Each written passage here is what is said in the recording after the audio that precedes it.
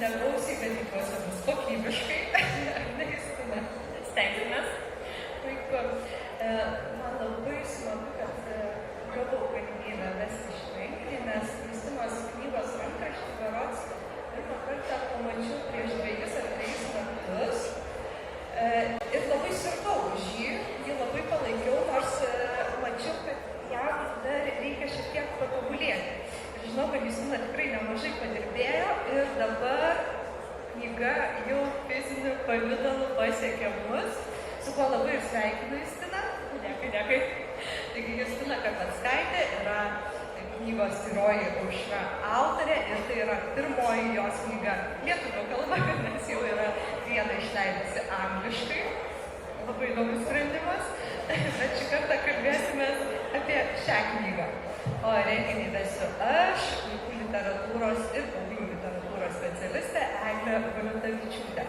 Taigi, Justina, pirmiausia, pradėkime nuo toli, nuo fantastikos. Tiesiog, nežinau, kad tu esi fantastik, dalyvauji Lietuvos fantastikų veikloje ir kuo tave patraukė ši meno sritis?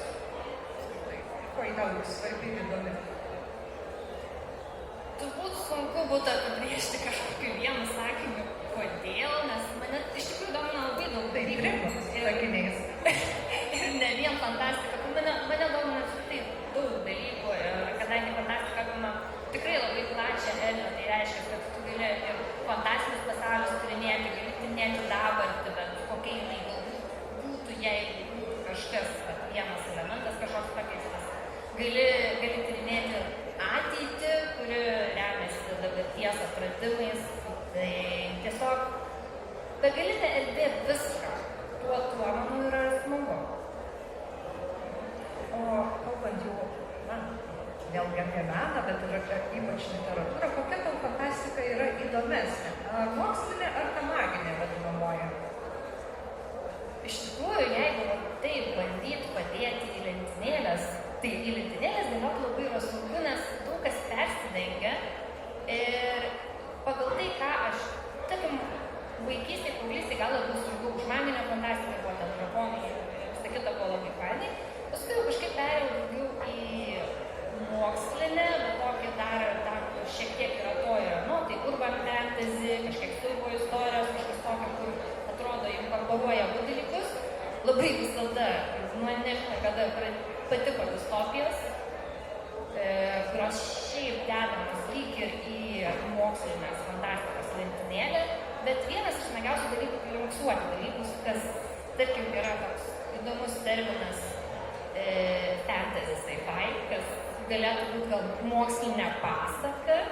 Ir man tokie miksavimai galbūt labiausiai patiko, kaip būtent, tarkim, mirtingos mašinos ir panašus kūriniai, kurie tiesiog sugriebė įdomus dalykus, ir mitologijos šiek tiek, ir mokslo šiek tiek, viską sukomponuoja, viską perdaro ir dar kažką nudariko.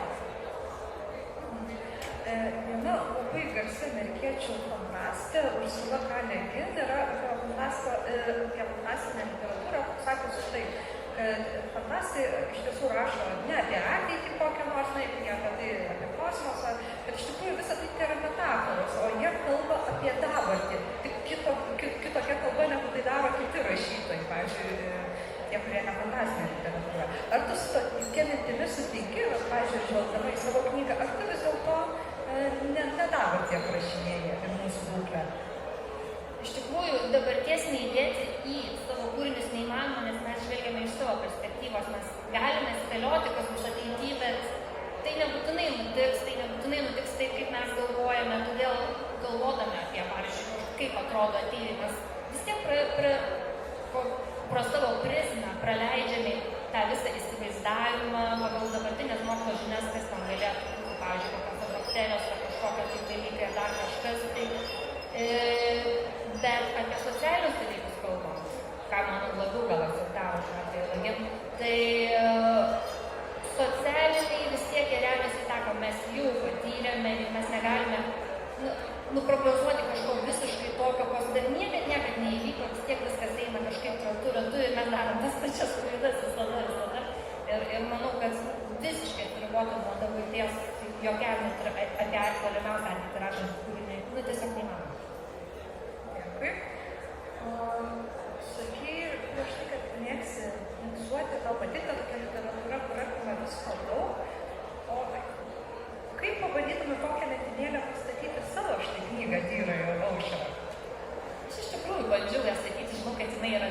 teorija viskas su tuo aišku, bet jeigu bandyt dar padėti dar į kažkurią, nes dažniausiai, kaip žinom, gudrytose nebūna kažkokia viena grotažė, būna ir kelias ir pagal tai galima orientuotis, kas šalia to, tai manau, kad ir būtų ta būtent mokslinė pasaka, mano manymu, nes tas mokslas jis kažkoks yra, bet jis nėra toks, kaip, sakykime, sunkioji, rimtoji fantastika, tai yra kažkiek tos pasakos. Ir iš tikrųjų, ta knyga, mano manymu, bent jau man pačiai, kai aš jau rašiau, man jinai skaitosi kaip pasaka. Jie tiesiog skaitai, turi nuotykį, tu negalvoji apie kažkokius išradimus, negalvoji, kas tai atvedė, netgi negalvoji apie tą totalistinę visuomenę, kuri ten, sakykime, egzistuoja, bet galvoji tiesiog apie nuotykį.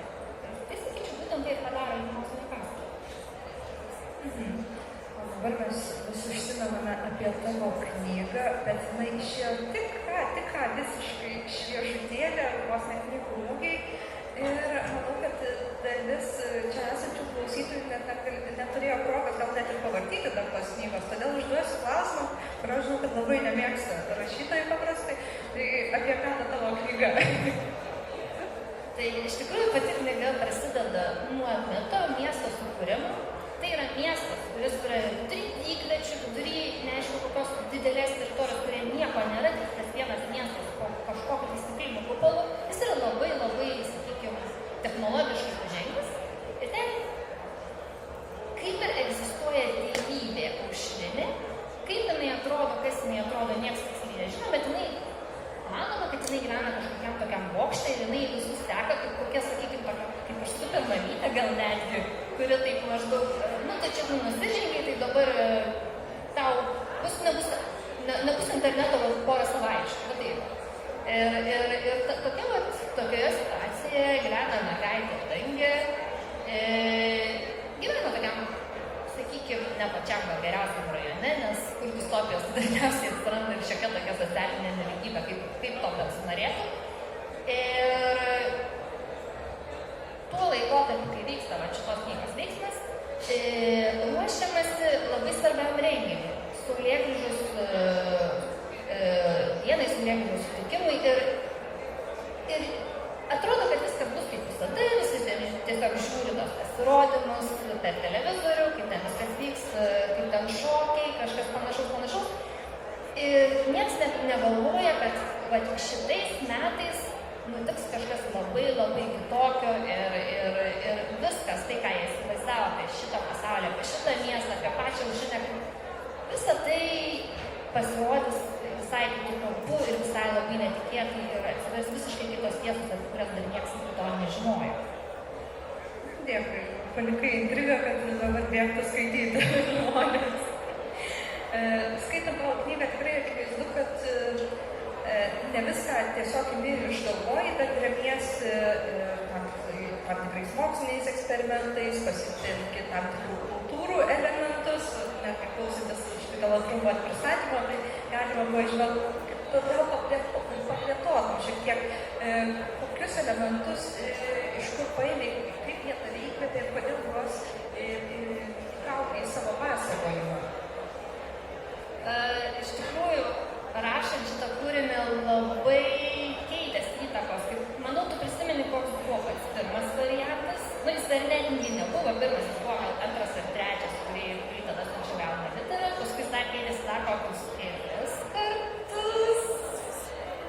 Panašiai.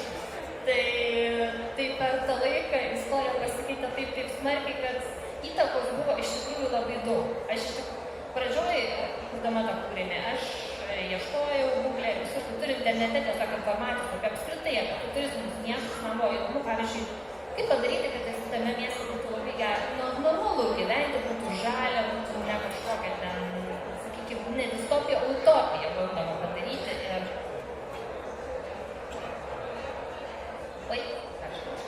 Tai Google labai įvairius dalykus, pavyzdžiui, iš ko galima būtų gaminti pastatus, kai neturi įprastinių medžiagų. Pavyzdžiui, radau tokius dalykus, kad galima juos statyti iš grybienos.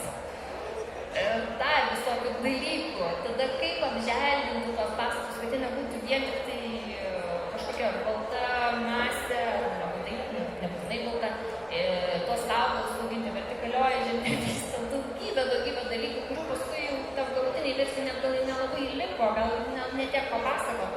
Ta prasme, kadangi aprašyti visą tai, pavyzdžiui, skaičiau Baranausko Vaikščių Šilelio momentus, kaip ten parašyti, kad būtų įdomiau net ir pačius augalus, kaip ten auga, svyra, nes lietuvių kalba yra veiksmažodinė, reiškia, reikia stengtis kažkaip tokių veiksmažodžių, o ne būdvardžių, dėti, tokių dalykų mokytis. Paskui peršinėdama dar galvojau būtent ir apie tai, kaip tas kupolas veikia, kaip gauti, kaip palaikyti visas sistemas, deguonį, vandenį, visą kitą. Ir tada užtikau tokį dalyką, kuris vadinasi Biosfera 2. Tai buvo eksperimentas, tai tiesiog ganėtinai seniai iš tikrųjų ir tai buvo uždara ekosistema. Tai buvo uždara iki tiek, kad ji turėjo palaikyti tiek vandenį, tiek maistą, tiek orą, viską, ta prasme, nieko iš išorės negauti. Žmonės užsidarė, aš nepamenu, kiek tiksliai gyveno, ir jie susidūrė su tokia problema, kad jiems dar nepasibaigus šitam projektui pasibaigė deguonis. Ir vat iš tos idėjos galiausiai sprendimas buvo, jie ten galvojama, kodėl tas deguonis, kad ten, ar kad pastatai sugėrė, kad dirvožėmis sugėrė, ten daug gyvuliukų augino, žodžiu, kad augalai tenai po naktį sugėkuoja. Buvo daug įvairių versijų, iš tikrųjų, vienintelis buvo sprendimas, dėja dar nepasibaigus projektui, kad žmonės ten visai neišprotėtų, nes ten ir taip jau buvo sekta, ten jie ten tokie sektavietiški, ir jie tiesiog padarė įeigą, prakirto iš lauko, kad įeitų oras, pradėjo pūpot orą. Tai vat ir tuo metu, kai aš perrašinėjau dar prieš paskutinį kartą tyrą Eušą, aš kažkaip pradėjau galvoti, o kas ir kaip, ir tada atsirado tie oro filtrai, kuriuos pasirodo dar reikia valyti, nes, mašinė, jinai dėrybė, jinai viską stebi, bet jinai neturi rankų, jinai gali tą orą patraukti, bet jinai nelabai įsivalyti, nes vis tiek mechanizmas nesuperinis, bet dar nemiega. Ir žmonės važiuoja jį valyti, bet iš to ėmė vyniotis kitas kampas ir tas pagrindinis nuotykis, kodėl žmonės ten išvažiavo valyti ir išvažiavo dar kažko. Ir bet iš to viso išviliojo nuotykis, ką jie ten veikia, kažką parsivežė, neparsivežė, ką jie ten darė ir galiausiai tas nuotykis išvyko labai visiškai kitą dalyką. Taip, tu dabar papasakai labai įdomiai apie mokslinį įkvėpimo pusę, galima sakyti, bet žinau, kad tave tikrai įkvėpė ir kultūros. Tai gal ir apie tai dar šiek tiek? Taip, iš ties.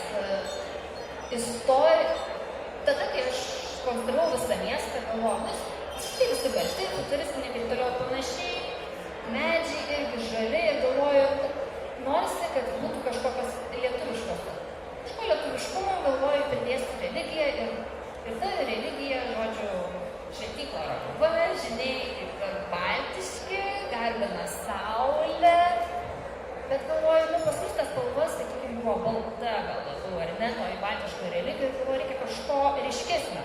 Ir tada man į galvą atėjo Japonija su savo labai ryškiais, raudonais vartais, raudonom šventyklom, ir galiausiai taip viskas, bet kai galvoju apie tą šventyklą, kokia ten stovi konkrečiai toj Tyroj, aš būtent įsivaizduoju tą Šinto šventyklą ryškiai raudoną, su skambalėmis, su drobėm, šiugždančiom, girgždančiom mediniam lentutėm ir panašiais dalykais. Ir dar yra šokis, virtualinis šokis, ir aš apie jį galvojau nuo pat pradžių. Bet tik vėliau kažkaip turėjau omeny apie Kagurą, būtent tą religinį japonišką šokį, Šinto šokį. Ir tik paskui kažkaip susigrėbiau, tarp kitko Kagura šokėjas atrodo taip, čia tas raudoni vartai, ir tai yra Kagura šokėjas. Pažiūrėk, kaip jos atrodo, su labai plačiais, labai tokiais ilgais drabužiais, ten dar šleifai nuo jų tų drabužių velkas per žemę, tos visos galvos puošmenos, labai lėti judesiai. Ir Kagura iš tikrųjų tik vėliau susivokiau, ką aš pasirinkau. Kagura yra šokis, kiltinamas nuo deivės Amaterasu, tai yra saulės deivė. Ir tai buvo šokis, manoma, kad tuo metu, kai deivė Amaterasu įlindo į uolas, pasislėpė nuo viso pasaulio, nes jai ten brolis prikrėtė šunybų, jinai nebenorėjo išlysti, visas pasaulis tamsu, viskas griūna, viskas blogai ir išeina kita deivė, jinai tiesiog išlipo ant tos, jinai pradeda šokti ir tas šokis išvilioja deivę Amaterasu iš tos uolos, nes jai pasidaro smalsu, kas ten vyksta, ko čia visi linksminos, aš pasislėpiau linksminas, iš čia išpradėjo. Ir nuo to manoma, kad ir atsirado tas ritualinis šokis kabą. Tai va, ir aš tokį šokį, kuris dėvė aušrinį ir iš esmės yra kaip ir saulės duktė, o taip ir ėmiau ir paskyrau. O kaip tokios nors istorinės asmenybės, kurdama charakterius, gal ir į tavo aplinkos žmonės, ar pasitelkė jų kažkokius charakterio ypatybės ar kažkokias kitus dalykus, būtent kurdama pagrindinius charakterius veikėjus šios knygos? Ar vis dėlto jie labiau išgalvoti? Veikėjai iš tikrųjų daugumoje, iš tikrųjų išgalvoti kai kurie personažų tipažai atėjo iš ankstesnio mano kūrybos, būtent to Vasain, ten buvo pagrindinis irgi veikėjas, juodaplaukis žydrakis ir tas niurzgai jisai perkeliavo į šitą istoriją. O šiaip galvodama apie aušrinę, taip kaip jums atrodo, aš kažkaip visada įsivaizdavau šventukės kamerį. Šventukės kamerį pinsmenė, irgi ištiesta plaukė. Ir aš kažkodėl kiekvieną kartą rašymą šitą, kurį man visą laiką pamintis apie ją. Įdomu. Na, dabar pereikime prie distopijos, nes minėjai, kad tau šitas žanras patinka, kaip suprantu, seniai patinka, ir rašai, ir parašai šio žanro knygą. Kodėl? Kuo šis žanras tau ypatingas? Iš tikrųjų labai net sunku pasakyti, kuo. Labai sunku, na tiesiog, kažkas patinka ir patinka, nes vis patinka. Bet iš tikrųjų galbūt man, kadangi pradėjau patikti nuo paauglystės, galvoju, kas ir paaugliams, tai tuo labiau patinka būtent labiausiai traukia būtent maišto idėją. Nes turbūt ne viena distopija nepraeina dar kažkokio tai socialinio, kažkokio dalyko, tai nuversti valdžią, tai kažką tai pataisyti ekologinę katastrofą, nes kažkas ten kažko pridirbo, čia reikia šituos blogiečius užstumti ir panašiai. Ir tas maištas, manau, kad konkrečiai ir paaugliams būtent ateina nuo to, kad kai tu dar esi vaikas, tau autoritetai yra autoritetai, iš tikrųjų. Bet kai tu pradedi eiti link paauglystės, tu supranti, kad tėvai ne tokie tobuli, mokytojai ne visažiniai. Ir ateina noras daryti viską savaip, ateina noras ieškoti savo taisyklių, ateina noras pamačius, kad kai kurios taisyklės kažkokios dvileidiškos, sakykime, jas laužyti, apeiti ir ieškoti tos teisybės, ieškoti savęs. Tai manau, kad būtent distopijos labai daug elementų turi ir norisi to tokio, ne vien tik nuotika, bet norisi būtent tos tiesos ieškojimo, savęs ieškojimo, apskritai, to tokio ryžtingumo šiek tiek.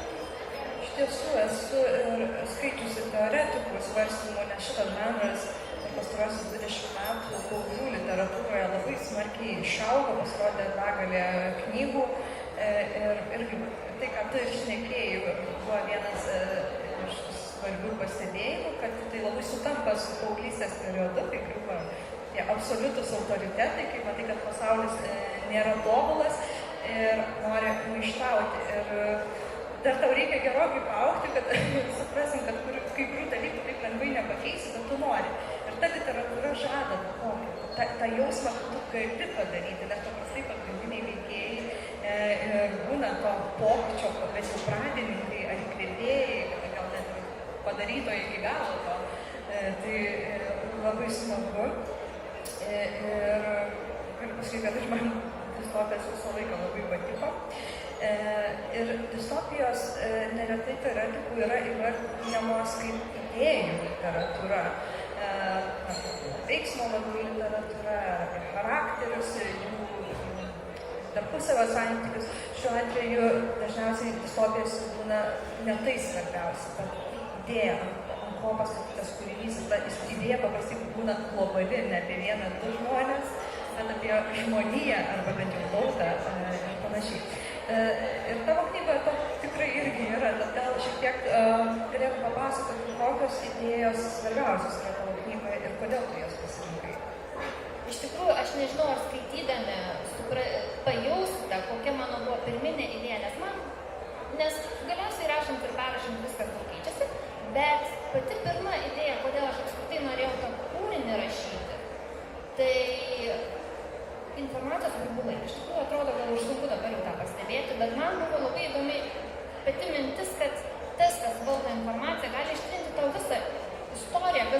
griežtai perrašyti ją, pakeisti. Ir tuo metu jau buvo karantinas vienas dalykas vienu metu ir jau tai visi tie įtakos išorinės jau rodė, kaip galėtų keisti visas istorijas, pakreipti savo. Paskui prasidėjo visokios ten atakos Baltarusijos internetinės, paskui apskritai man rašant atėjo karas ir tada dar nebuvo pati galutinė versija. Ir aš rašiau būtent tuo metu, kai vyko visi tie dalykai, dar tik prasidėjo karas Ukrainoje, aš rašau apie totalitaristinį miestą. Ir tai kai kuriuos tai visiškai atbaido, išgąsdino, o man kaip tik buvo, sakykime, tam tikras įkvėpimas, kaip galima užvyti visus žmonės tiesiog nuo jų paprasčiausią informaciją, neparodant jiems visos tiesos. Ir manau, man būtent rašant tai buvo įdomiausia man asmeniškai idėja. Bet aišku, tame kūrinėje paskui prisiviliojo dar ir paskui kito. Dabar šiek tiek pereikime nuo tavo kūrinio tiesiogiai prie jo rašymo proceso, nes tai irgi labai įdomi dalis, klausinėjant apie rašytą, kaip atsiranda knyga, nuo ko jį užsimeta. Ar prisimeni tą akimirką, kai į galvą dzingtelėjo šitos knygos idėja? Ar buvo tas momentas? Iš tikrųjų, tai tas momentas buvo, kad, sakykime, truputį kvailas, nes aš tiesiog norėjau dalyvauti Alma-Litera konkurse, bet aš neturėjau jokio kūrinio. Galvoju, liko maždaug metai, dar netgi nepilnai, gal 9 mėnesių. Aš turėjau tikrai nedaug laiko. Aš neturėjau nei kūrinio, nei užuomazgos, nieko apskritai, net idėjos, ką aš galėjau rašyti. Aš rašiau šalia visai kitą kūrinį, kuris man netrodė, kad arba jis galbūt ne visai tiks konkursai, arba jisai tiesiog nespės jo pabaigti. Ir aš tiesiog pasiknisau į savo failus, tarp savo kūrinių, kad ten buvo vienas, kuris vadinasi pradėta viena vienintelė pastraipa nuo, nežinau, kiek ten jau praėjo daugiau kaip 10 metų nuo tada, kai aš ją parašiau. Jinai vadinasi 9 lygis. Ten tiesiog buvo šiek tiek šachtos įkvėptas siužetas, o po žeme visa kita, ten buvo jau paskui toj pastraipų ir nebeišlikusi mergaitė Saulė. Ir man buvo įdomi idėja žmogų, kuris turi vardą Saulė. Pasaulė paskui nebeprisimenu, atrodo Saulė. Bet tada, kai aš jau rašiausi, bandžiau tą idėją pritempti prie kažkokio daikto, kurį galima būtų duoti Alma-Literai, aš tiesiog sėdėjau galvoju, apie šachtas rašė bent jau keli žmonės. Reikia kažkaip kitaip. Vadinasi, galbūt tai dangoraižis. Ištempiau dangoraižį. 9 lygis, 9 aukštas ar kažkas tokio. Tada kažkaip tas dangoraižis gal šiek tiek ir į antrą planą nuėjo. Kažkas liko, bet šitas dalykas liko taip. Kiek ten aukšto, aš nepasakysiu, nes ten net ne aukštais ten kažkaip jie laipėjo. Bet tas liko. Ir galiausiai liko kupolas, kuris atstoja tiems žmonėms dangų. Jie nemato tos tikrosios saulės. Paskui iš tos istorijos tas momentas, kad pasiūlysi mums saulę pasaulį, kuris neprisimena, kaip tai atrodo, kaip ir išnyko, bet tas kupolas liko, jisai atstoja tiems žmonėms saulę, jie nemato to dangaus, jie nemato realybės. Ir nuo to jau vyniojusi daugiau istorijų, kaip sakiau, kažkiek perkeliau elementų iš design, kurios aš tiesiog nebegalėjau, nežinau, kad tos istorijos netęsti, jie ten įsivėlė tą patį užrinę, jie ten turėjo visai kitus dalykus daryti, žodžiu, ten prisivėlė daug dalykų, kol ta istorija galiausiai susikonstravo. Jis gimė labai sunkiai, iš tikrųjų, aš ją rašiau per kančias su kančias dantis, nes pirma ta versija man niekaip nesilipo, nesikabino, aš net nežinau apie ką ta istorija, tai buvo toks, kaip sakant, jinai nesusigulėjus, nukeliavo Alma-Litera nesusigulėjus, ir dar nežinau apie ką iš viso aš filmų. Bet paskui įsitraukė Eglė Ramoškaitė ir padėjo sustatyti viską į vietas su klausimais, tai apie ką, tai apie kaip, o paskui mes važiavom, paskui man reikėjo tiesiog tas idėjas vėl persikonstruoti savo galvoje ir aš jau liktai buvau mėnesį kažką daręs nebinėjus, buvau važiavau į Kalėdas jau su vyru į Skuodą ir 4 valandas traukinį ir mes tiesiog braižėm, paišėm, galvojom, o tai kodėl šitas, o tai kodėl taip. Ir aš taip sėdžiu ir vienu metu, o tu supranti, kad man reikės peršyti viską. Ir man buvo likę 2 mėnesiai. Ir dar Kalėdos, per kurias aš dar kažkur Skuodę, kur aš tikriausiai nieko nerašysiu. Tai man buvo tokia vienu momentu labai didelė panika, kad aš paskui grįžau, rašiau ir atrodo, kad parašiau kažką skaitau. Tu kalbi apie tą taisymą, perrašymą, redagavimą. Tikrai ne iš vieno rašytojo esu girdėjusi, kad tas pirminis kūrybinis darbas, kad ir sunkokas būna kartais, bet jis malonus. Bet tas redagavimas, grynas, juodas darbas.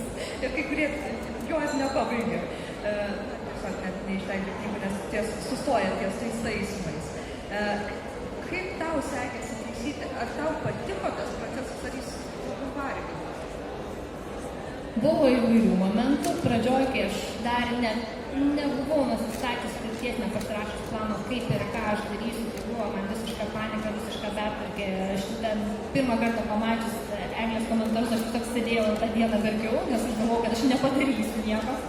Tada taip nusiraminau, gerai, aš galiu, viskas pavyks. Ir kažkaip dėliojausi, paskui tas po mėnesio pokalbis su vyru ir tada supratimas, kad man reikia. Tai buvo tikrai labai sunku, bet momentas, kai jau susidėlioji, ką iš tikrųjų nori pasakyti ir jau pagauni tą balsą istorijos, pagauni tos veikėjus, supranti motyvacijos, tada pradeda patikti, tada tu iš tikrųjų pamilsti tą istoriją. Kartais istorijom nutinka taip, kad šita, sakykime, buvo labai sunku. Su tom istorijom, tarkim, Desain buvo dabar kita istorija, kurią aš rašau tiesiog pačiak po skyrių ir dalinu žmonėms, ta prasme, jį tiesiog liejasi. Tai kai tu žinai, ką tu nori pasakyti, to tokio sunkaus darbo nebelieka, atsiranda jau malonumas, nes tau pradeda patikti, kaip veikėjai kalbas, pradeda patikti, kaip jie kažką nutyli, ar kažką padaro, ar kažko nepadaro, ir tada iš tikrųjų atsiranda tas malonumas, bet ko nežinai krypties, tai yra iš tikrųjų labai juodas darbas. Daugeliu iš žmonių kiltų labai natūralus klausimas, jeigu tiek kančių suteikia kūrybinis darbas, gal lengviau ir paprašiau to nedaryti, kodėl vis dėlto užsispyrei ir parašiai iki galo, ištaisai iki galo. Tuo metu, kai aš rašiau, tiesiog buvo užsibrėžtas tikslas parašyti, paskui jau gavau kontraktą, aš tiesiog neturėjau kaip pabėgti, sakys, dabar mesi viską. Blemba, žmonės įdėjo, žmonės skaitė, redagavo, negi dabar mesti. Ir iš tikrųjų, nors kai buvo sunku, jau nebesinorėjau mesti. Paskui, kai ateina tas rezultatas, buvo, ne veltui išrašiau, tikrai fainai, tikrai dabar labai smagu ir kas skaitė, jau džiaugiasi ir visa kita. Tiesiog jau, bet kaip kūrinių galbūt, kurie gal neturi kažkokios tokios perspektyvos ir neatrodo, kad kiti, aš tikrai esu kūrinių padėjęs į stalčių ir nemanau, kad aš išsidarysiu. Tai kai matau perspektyvą, atrodo, kančios kada nors atsipirks. Turbūt jau atsipirko. Jau stovi štai. O kodėl pasirinkai parašyti knygą jaunimui, paaugliams, jauniems žmonėms, gal nesulaukusiems? Vienas dalykas, tada, kai rašiau, tai nebuvo savus knygų sverti. Kitas dalykas, aš nesirenku savo auditorijos, aš pat pradžiau, aš rašau istoriją, paskui galvoju, o tai kam jinai rašas. Pavyzdžiui, aš galvoju, kad šitą istoriją rašas šiek tiek vyresniems paaugliams, negu jinai galiausiai pasirašė. Ir aš tikrai negalvoju, kad aš būsiu tik tai paauglių rašyta. Desain taip, jisai buvo tikrai paaugliams, ta istorija tokia, kuri miniosi tik tai apie paauginę atmosferą. Šitą irgi kažkaip, bet pavyzdžiui, dabar rašau istoriją, kuri visiškai suaugusios. Labai suaugusios. Tai viską diktuoja ne tai, ką aš pasirenku, o ko nori pati istorija. Ar skaitydama taip varijuoji, turiu omeny, kad ir paauglių literatūrą skaitai suaugusių, ar vis dėlto vieno labiau rengiesi? Iš tikrųjų skaitau daug ką. Gal tų mažiausių vaikų, mažesnių vaikų mokyklinių, gal jau nelabai, aš vis pabandau ir suprantu, kad aš nebesuprantu, aš pati neturiu vaikų ir jau pati neprisimenu, ką reiškia tokių vaikų, bet paauginė vis dar gerai, knygos iš tikrųjų geras, nes kai kurios tokios būna, kad tai nebeįtikina, jaunesnių paauglių, irgi jau kažkaip sunkiai lempa, bet šiek tiek vyresnių, arba jeigu tiesiog labai geri nuotykiai, tikrai labai dar vis bandau, vis duodu šansą, o suaugusiems taip, suaugusiems irgi skaitau ir tiesiog pagal nuotaiką. Na, jeigu dabar skaičiau angliškai, skaitysiu šitą lietuviškai, jeigu šitą skaičiau paaugliną, nu, tai dabar galiu suaugusiems skaityti. Kadangi skaitai ir paauglių literatūrą, esi susipažinusi su ją, tai kokių knygų mėgėjai turėtų iš karto čiupti su tavo knygą? Kaip manai? Na, žinai, kaip būdavo, jeigu tau patiko Haris Poteris, tai imk ir tą knygą, nes ten yra tam tikrų panašumų ir tau gali patikti. Tai su kokiamis knygomis bent jau šiek tiek susietum savoje? Aš manau, kad iš tikrųjų, kadangi ėmiausi kažkiek iškvėpimo iš būtent tų mirtingų mašinų, kad būtent galbūt tas toks, ta emocija, tas pasaulis, jisai galbūt galėtų pasirodyti kažkiek artimas mūsų nuotykiai. Be abejo, tas, kas mėgsta nuotykinės istorijas, distopinės istorijas, tai manau, kad irgi turėtų tikti. Kaip vienas jau skaitytojas pastebėjo, greičiausiai šiek tiek jaunesniems paaugliams, ne tiems gimnazistams, bet kažkiek jaunesniems. Manau, kad ir kitiems, kuriems tiesiog patinka kokybiškai parašyta istorija, turėtų tai visai neblogai. Dėkui tau, Justina, o dabar duosime galimybę klausytojams užduoti klausimų, jeigu jų turite. O, prašom, Eglė Ramoškaitė, knygos redaktorė. O kodėl taip svarbu yra tas Almos literos konkursas? Tu labai daug kartų tai paminėjai. Kas čia yra per siekis, kodėl atrodo, kad jeigu jau ten būsi ar jį laimėsi, bus kažkas geriau? Labai įdomu. Vienas dalykas, tuo metu vyko karantinas ir man tiesiog reikėjo deadline. Nes kitaip aš tiesiog neprisimenu vienas dalykas daryti kažko, kitas dalykas, tai norėjau save motyvuoti kažkuo. Ir galvoju, okei, vyksta konkursas, aš turiu tam tikrą mėnesių skaičių, kad kiek turiu parašyti kažkokį, paruošti kažkokį kūrinį, puiku, ir darysim, nes kaip man prieš tai, kai tik tai buvo pasidėjęs karantinas ir aš tiesiog neturėjau ko užsiimti, aš nieko nerašiau, bandžiau vieną, bandžiau kitą kažką, tiesiog pradėjau degraduoti paprasčiausiai. Supratau, kad man reikia kažko užsiimti ir galvoju, ką aš manau geriausia, kas tuo metu man vyktų ir kažkaip labai rašėsi tuo metu distopijos. Gal ir nekeista. Dar prieš tai buvau dar vieną kūrinėlį parašęs, kur niekur nenukeliavo, galiausiai nukeliavo į stačią galvoju, aš manau, perskaitė geriausiai atveju.